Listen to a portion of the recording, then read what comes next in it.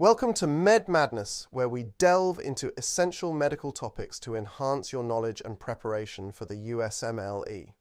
Today, we're focusing on the Neonatal Resuscitation Algorithm, a critical aspect of newborn care. Understanding this algorithm is paramount for medical students and healthcare professionals alike, as it ensures the proper assessment and immediate care of newborns. In this episode, we will cover the initial assessment, routine care, special considerations, and management, culminating in a case study to illustrate these principles in action. Next, let's discuss what this condition entails. Neonatal resuscitation involves assessing and providing immediate care to newborns right after birth. The primary goal is to ensure that the newborn is breathing properly and has good muscle tone. Common causes necessitating resuscitation include prematurity, complications during delivery, and congenital anomalies. The pathophysiology revolves around the newborn's transition from intrauterine to extrauterine life, requiring effective lung expansion and proper oxygenation to support vital functions. Now let's talk about symptoms and clinical presentation.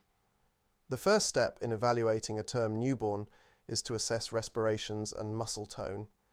Healthy indicators include crying or breathing without distress, which signifies effective lung expansion, and extremity flexion and movement, which indicate good muscle tone. Poor muscle tone may suggest underlying neurologic or metabolic derangements. In a well-performing newborn, we typically observe breathing, crying, and vigorous movements, signaling that routine care is sufficient without the need for resuscitation. Moving on, let's explore the diagnosis of neonatal resuscitation needs. The diagnostic approach begins with a visual and tactile assessment immediately after birth. If the newborn is breathing and crying with good muscle tone, further resuscitation steps are not required. However, if there are signs of central cyanosis, blue discoloration of the mucous membranes and trunk, this may indicate inadequate oxygenation due to congenital heart defects or pulmonary disease, warranting resuscitative measures such as supplemental oxygen and cardiac monitoring. Peripheral cyanosis or acrocyanosis, characterized by blue hands and feet, is a normal finding due to peripheral vasoconstriction and does not necessitate resuscitation.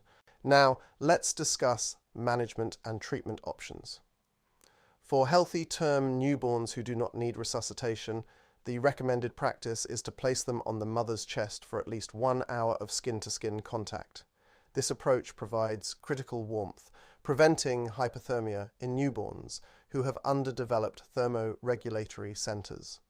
Skin-to-skin contact also promotes early initiation of breastfeeding through innate reflexes like rooting, which can decrease the risk of breastfeeding complications, hypoglycemia, and hyperbilirubinemia. Routine newborn care, such as vitamin K injection and erythromycin ophthalmic ointment, can be postponed to allow for this bonding time. The hepatitis B vaccine should be administered within the first 24 hours, but should not delay immediate skin-to-skin contact. Consider the case of a newborn delivered at full term without complications. Upon birth, the newborn is assessed and found to be breathing, crying, and moving vigorously, indicating no need for resuscitation. The healthcare team places the baby on the mother's chest for an hour of skin-to-skin contact, providing warmth and facilitating the initiation of breastfeeding. Routine care, including vitamin K injection and the hepatitis B vaccine, is administered after this bonding period. This approach not only supports the newborn's immediate physical needs, but also fosters a critical connection with the mother, promoting overall health and well-being.